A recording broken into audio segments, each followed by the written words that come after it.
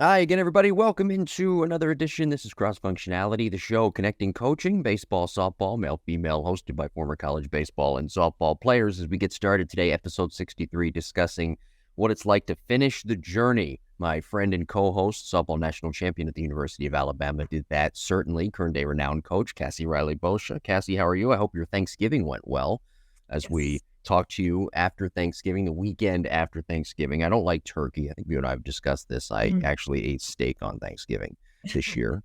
I don't like turkey at all. I'm not a big turkey guy anymore at this point in my life. I used to have a ceremonious small piece of turkey just to say I ate it Yeah. because I knew my aunt or whoever had put a lot of work into making it, so I'd always try it. But no, I'm a sides. I can have a whole plate of sides and be very happy. Okay. So what are we talking about with sides here? Because I'm string beans and carrots, and that's it. Oh no, Basically, my Thursday dinner was just with the Thanksgiving holiday attached. I remember specifically when I was playing, like I would just be coming off of fall ball. I would be right about starting like off-season training. And I was always so strict about what I ate and what I didn't eat. And Thanksgiving was a time where I almost was like, push the veggies to the side. And I was all about the stuffing and the mashed Yeah. potatoes.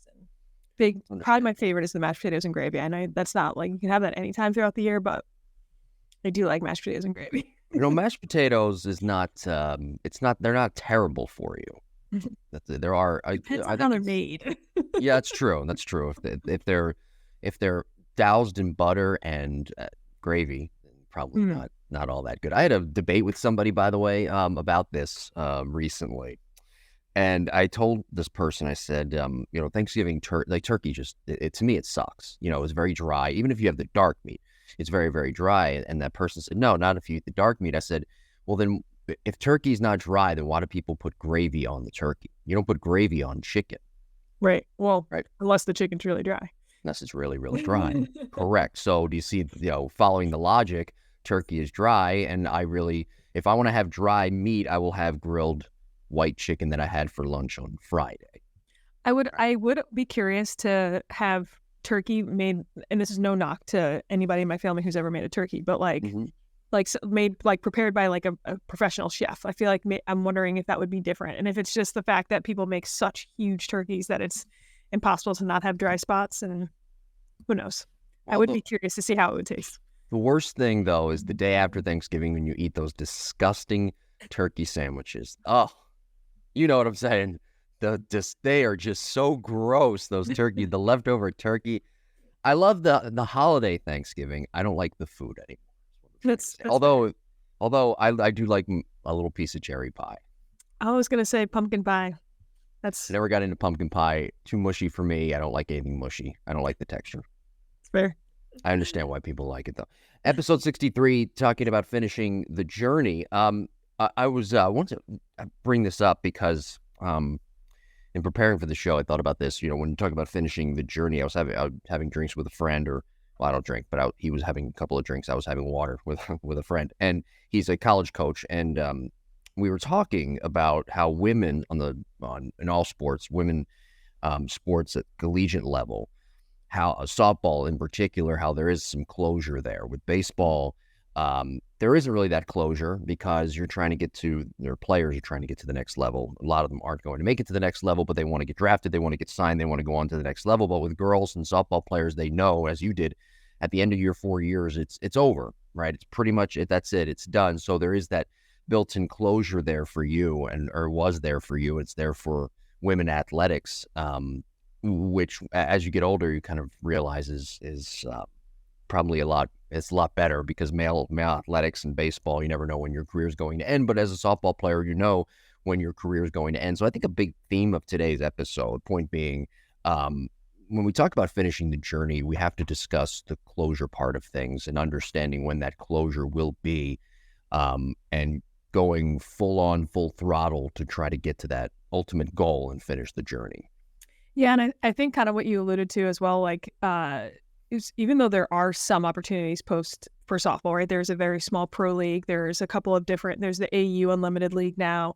For some, there's the Olympics. I think what the biggest difference is that unless you're winning a gold medal in the Olympics, which for the better part of most of the last 10, 15 years has been taken out of the Olympics, the pinnacle of our sport is winning the World Series. So I think what's different at the college level is that even if you have playing opportunities afterwards, it's never going to be as big as what you could do winning the World Series.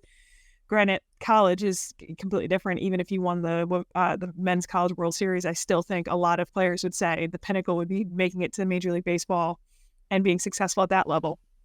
So certainly, yeah, shoot, when the Band-Aid comes off, it hurts because, you're done. And you maybe feel like you still have some gas in your tank and you're still young. And for a lot of girls, they feel like they're just peaking and then their career is done. So there is a different type of pain potentially there, but I see it in a lot of guys who are currently playing minor league ball or trying to play independent league ball just to try to get a chance at playing minor league ball. That process could be 6, 7, 8 years of just trying to make it to this next level and not advancing. And it's a slower death than the Band-Aid for sure. Right. Death by 1,000 cuts. Talking about finishing the journey today, when you went into your last year as a senior, you knew that that was going to be it. How did you find that closure? And ultimately, how did it help you finish the journey in that senior season?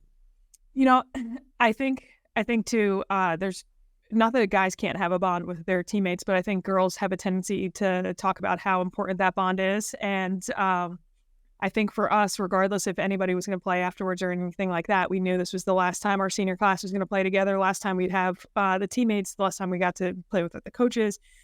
So it was certainly one of those situations where we had knocked on the door 3 years already to win this national championship. No team from Alabama ever won it. No team from the Southeastern Conference ever won it. And we had this opportunity to do it. And we were like, screw it. We're going to this is like all chips in one basket. We're going to try to finish it this year finally and win it. So gosh, when you actually do that and you actually do win the national championship I think if anything, the difficulty of not playing was just prolonged. That those feelings were prolonged because you're riding this high for a few months afterwards, for sure. Yeah, people tell stories all the time of the last time they took their uniform off. A lot of people don't remember it. Do you remember that last time you took the uniform off, or were you just so overjoyed that I remember it vividly. Okay. And funny enough, when I've talked about this, ESPN SEC Story is doing a documentary. And they had gotten me talking. They interviewed players for like 2 to 3 hours sometimes. So you're like, after you're just so in it, like you've been talking about it for a while. And she goes, "Okay, go ahead and tell me about the last time you had to take the jersey off." And I got all choked up all over again. I was like, it's been 11 years and I'm still emotional. But when we won the national championship, we had already had a 3-hour rain delay. The game finished after midnight. We hadn't eaten since lunch. So by the time we found a place that was open, got food, got back on the bus, got back to the hotel, we're talking at like 3:00 in the morning. Our plane leaves at 8. So, I'm in my uniform. My roommate, who's a sophomore, about to be a junior, changes, showers, gets in comfortable clothes right away. I keep my uniform on. I unpack my bag. I procrastinate like crazy. It's 4:30 in the morning, and my roommate looks at me and goes, "Cassie, you got to go shower." Yeah. And just even like undoing the buckle and hearing the dirt hit the bathroom floor, like things like that, where you're like, I'm never going to wear this again. I'm never going to see the A on my shirt ever again. That was, I boohooed pretty hard in the shower for sure. Okay. So when you were to finish that journey, and we've talked about this before in previous episodes, so be sure to subscribe to the podcast, Apple, Google, Spotify, and watch the show on YouTube, the Softball Strength Academy YouTube page. Weekly episodes every Wednesday at 9 a.m. Talking about finishing the journey, though. When did you really come to that realization that, because there's two schools of thought here that are combining, right? There's the end of your career, end of a lot of your teammates, a lot of your teammates' careers, but there's the end of your career in particular. And then there's also that idea that you just finished the journey and you just won the national championship. So how did you split time, so to speak, between your mind and trying to understand the levity of the situation that, hey, my career's over, but also that we just did something very, very special and something that's going to be looked back on for many years to come? It was, it certainly was bizarre. And that's a good question, because in hindsight, even looking back, I think it was still like this emotional turmoil. And, our media guy sent me videos a couple months later, and it was, I couldn't stop crying. I was like, but I was also very, very happy, like celebrating. I was in this constant state of just overwhelmed emotionally, and probably trying to pinpoint exactly what I was feeling was hard. But yeah, I had made the decision that even if I were to go play something afterwards, I felt like it wasn't honoring the game the right way. My body was so banged up, so I really knew this was going to be it for me softball wise. But in the same breath, we talk about staying focused, staying present, how important that is. I didn't really let myself think, oh, I wonder what it's going to be like to win the national championship. At least not for a while. Like, yeah, maybe during the off season you daydream about it, but during playoffs, you almost have to snap yourself out of those daydreams because that gets too climatic. You build something up too much. It's just, nope, I'm here. I'm staying in the present. It's one game at a time. So when you finally do win it, it's like you let the barrier off this dam that you've been holding up of emotions, and it comes rushing to you. So it was, I think it really, really depended. It was a couple of days of seeing people, everyone happy for you, seeing people around town. Hey, they're so happy you won it. And then you go to bed at night and you're like, man, but I don't belong to a team anymore. It's like when the dust starts to settle and you go to bed, it's like, that was when the other feelings would creep in. So I just think it was a nonstop state of tug and pull. And then, you eventually figure it out, but I don't know if it's possible to officially decipher what I was feeling at the time. But there had to be, though, that real closure for you, right? There had to be knowing that, hey, I reached the pinnacle. It's almost like Barry Sanders when he went out on top in the NFL, right? You reached that pinnacle, and there was nothing more you could really, maybe individually, maybe you wanted to accomplish, but there's really nothing more you could on a grander scale really accomplish. And that had to give you some closure, right? I have to imagine, yeah. I didn't get to experience the alternative, right? I didn't get to experience what it feel like for my career to be over and not win it. I still think there's a certain level of gratitude where you're, regardless if you win it or not, you're just grateful for the experience, the people, and all of that. But I do think, I joke that, like, I think the mourning process was about 4 years, where, like, the first year you almost mourn just your identity of being a softball player or being on a team. And I feel like I missed being a part of that team. And then I started to mourn my skill that I knew was deteriorating. And then, the year after that, I started to mourn, like, just how intense my habits were and how focused I was on one specific goal. And now, you're 23, 24, 25, and you're like, am I ever going to accomplish anything like what I did in college? And you start to think, is my best day behind me? And that's not a fun feeling either, So I think that there's stages of it. So I don't know if there's ever like a moment where you just close the door and walk away from an experience.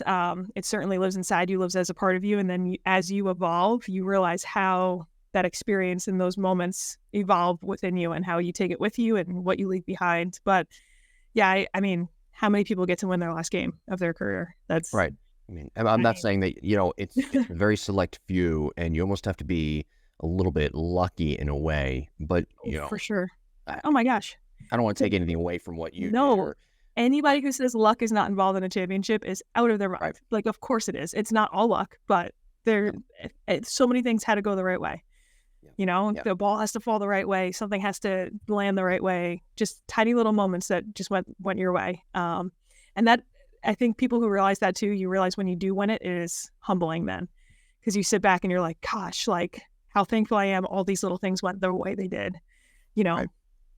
There were how many softball programs, Division I back then? 273, I think. It was around there. Yeah, we kept saying you had to be, if you wanted to win it all, you had to do something different than all other 270 something teams, So you guys came out number one out of 273, right? Forget the polls, forget the rankings, forget all the talk, the hype. You guys came out number one. Yeah. Right. That's truly finishing the journey. And again, I appreciate you going back and trying to figure out what you were thinking 10 plus years ago, a week after winning the national championship. I think that would be my mindset, though. Okay, you obviously wonder what's next. You probably wondered, okay, what do I do next? But it's almost easier to put the softball part of your life, or at least the playing part, aside, because you finished the journey and you were able to say, we held that trophy. We are number one out of 273. We are the beacon of hope, so to speak, for all those young softball players out there who look at these national championship teams every year and strive and say, I want to play in a national championship for a program like that. Mm. Yeah, it is interesting because it's you build up that moment so much, and then it happens, right? And then everyone goes home for the summer. Like, it's not like, I mean, there was maybe 12 hours that we all got back into Tuscaloosa to see each other. So then you go home, and you're kind of just waiting for that ring ceremony to happen, right? Because that's the next time all of you are together. You just spent the last 10 months together, and then you don't see, you finally do it, and then you don't see each other. And then you see each other for the ring ceremony, and you realize, well, besides the 5 other seniors that I just won this with, everyone else is trying to win it again. And they've really moved on because they've had to. So you're almost just stuck in this little limbo with your senior class that got to ride off into the sunset. So it almost makes you realize, you're like, okay, wait, we really just had like maybe the 12 hours after the game, and now this one ring ceremony to celebrate together as a team, and then that's it. So of course it's a big deal, but it, like, you build it up in your head, and then all of a sudden you're like, okay, it's done, I guess, Yeah. and then you're like, well, what else am I supposed to focus on? I just spent the last 4 years, my entire career, trying to win this, and every little thing I did focusing on this. So yeah, there's certainly, like, there's a lot of stages of transitioning out of that for sure. Yeah. When we talk about finishing the journey in episode 63, take the cliche aside, what does it mean, the concept of actually finishing it? What does that mean for athletes, and what should their mindset be when it comes to finishing it, getting to that ultimate goal? Sure. And I think this is important because I didn't actually realize what we were doing until after the fact. And I was like, gosh, this was so important. But we made it our theme that year to finish it. And so, yes, we wanted to finish the journey and winning the national championship, but we actually sat down and asked ourselves, okay, what does that actually look like in every single day, every single moment leading up to winning that national championship? And the 3 years prior, we had lost we had come so close and lost. And we're like, okay, so what can we do different here? And it was definitely a mindset that we adopted. And we're like, okay, then we just started brainstorming the very last rep of a 10 set rep, right? Or a 10 set thing. You want that last rep to try to make it just as powerful as all the other ones, or the last set of a workout, the last little bit of practice. Like, just when you can kind of start to feel yourself coast, we wanted to try to snap ourselves into a new gear. I mean, we even got as far as like, hey, if it's 5 minutes left of class, we're not packing up. We're going to like extra focus in the last 5 minutes of class, because we wanted us to just, when it, the end of the game, the end of the season, that's when it matters the most. And so many times people train themselves to kind of just coast to finish, even running through a line. I'm going to like kind of let up a little bit at the end. We were like, no. We're doing every single rep past the line.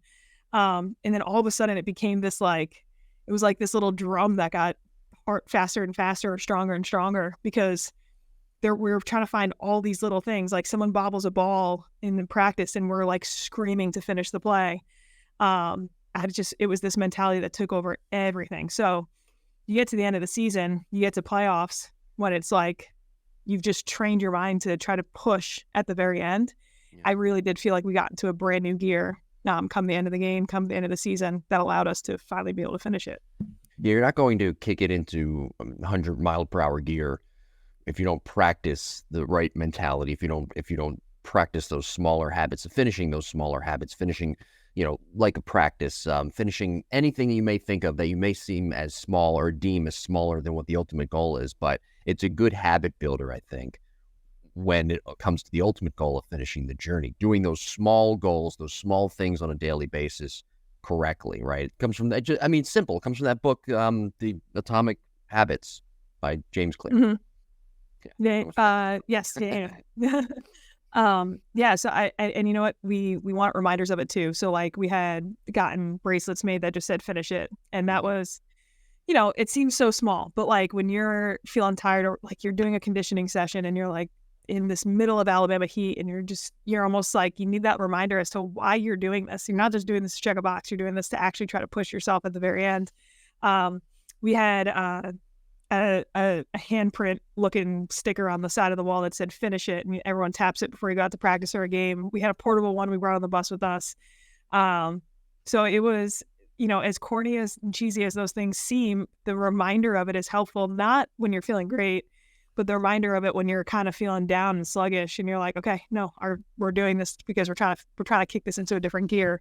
We're trying to do something different than all 270 something softball teams in Division I are not doing. And this is a very abnormal thing to do. Yeah.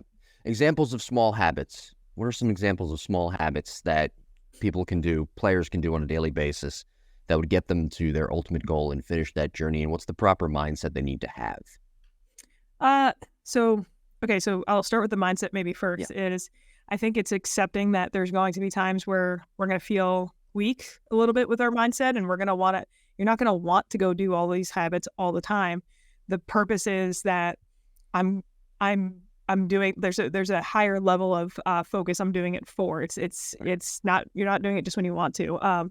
My business partner actually posted something recently. He wears a Whoop band, similar to myself, but he'll get up in the morning, he'll get in the cold tub for 5 minutes, he'll go in the sauna, he'll do his morning routine, but he doesn't check his recovery status or how he slept or any of that until after he gets through his morning routine.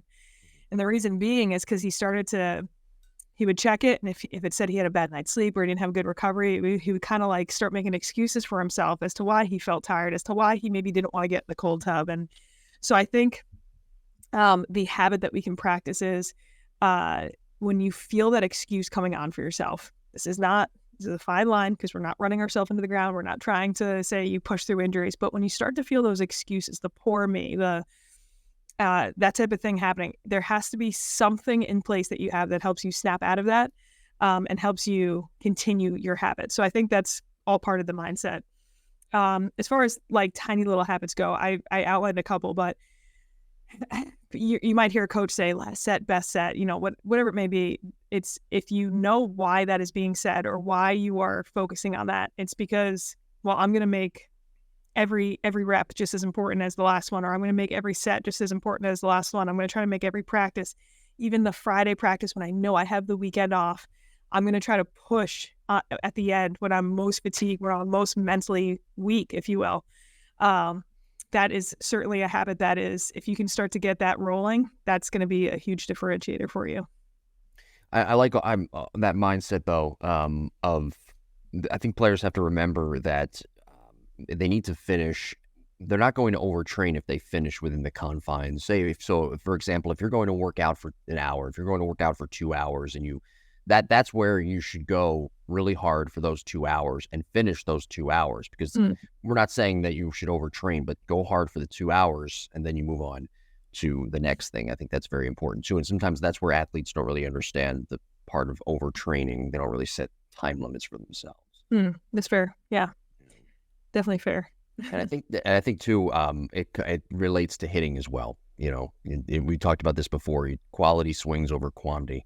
And you take good, 50 quality swings over 100 quantity swings. I think the 50 quality swings is what you'd prefer, but finishing those quality swings and doing them correctly.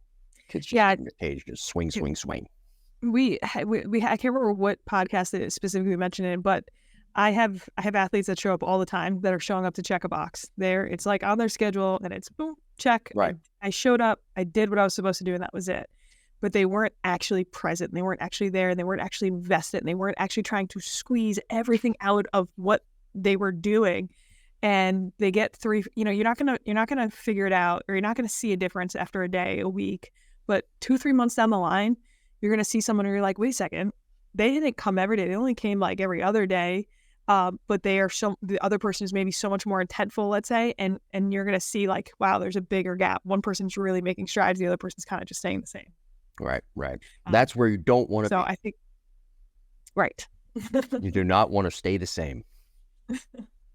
So I think this is what we're talking about is just ways to ramp up the intensity, or ways to kind of refocus yourself so that you can be your most intentful self as you're approaching your training. Yeah. Any final thoughts here on this week's episode? Good show this week, episode 63, finishing the journey as an athlete, as a team. Very, very, very important. Yeah, I think if you're a coach who's listening to this, I think this is probably a fun thing you can talk to your team about, especially, just something as simple as warm-ups. I felt like I could always tell a championship team from just watching warm-ups before ever watching them play. They did something. They did it with a purpose. They had a catch with a purpose. They did their lunges and their sprints, whatever, before the game with a purpose. And that doesn't mean that you have to be militant. It just means that you weren't cutting corners anywhere, because your coach might not know, and your parents might not know, and your teammates probably won't know if you've cut those corners and didn't finish strong, but the game certainly does. And you're always a firm believer in that. Yeah, those baseball and softball gods are watching. Episode 64 next week, athletes and artificial intelligence. Oh boy. Yeah. Boy, what are we thinking here? Athletes and artificial intelligence. We have a small preview for next week's episode. What are your thoughts just off the top of your head? I'm gonna maybe a different direction people think, but I think the perception. Are you there? Sorry, cut out for a second. I think the perception of what athletes are showcasing online, I think it's gonna start to blend a little bit, where it's coaches are gonna say, okay, is this actually what your words are? Is this actually how you would say something and how you do something, or is this something that's been? Are you like go to ChatGPT and rewriting your emails or rewriting your posts or whatever it may be? So, I mean, I am curious. I'm curious how this is going to blend into the Twitter recruiting world. Yeah, you're saying that we could have some deep fakes. You're saying? I mean, shoot. It's with the way things are going. Maybe, yeah. Yeah. But what I hope we can start to use AI into really just the automation of technology, and to maybe like even something as simple as programming, where there's maybe a program one day, athlete is on a hitting program, and based on the feedback that the athlete is giving this program, it is starting to rewrite their programming because the machine learning is taking place. Yeah, it'll be a fun episode. It'll be really fun doing that episode next week. Episode 64, Athletes and AI. That is next week. Be sure to follow us on social media at Jim Tara, at Coach Cassie RB on Twitter, at Coach_Cassie RB on Instagram. Email us your questions, jimbopodcast21@gmail.com. And you can leave comments and reviews, whatever, on Apple, Google, Spotify, or the Softball Strength Academy YouTube page as well. Thank you, everybody, for listening and watching. We'll talk to you next week.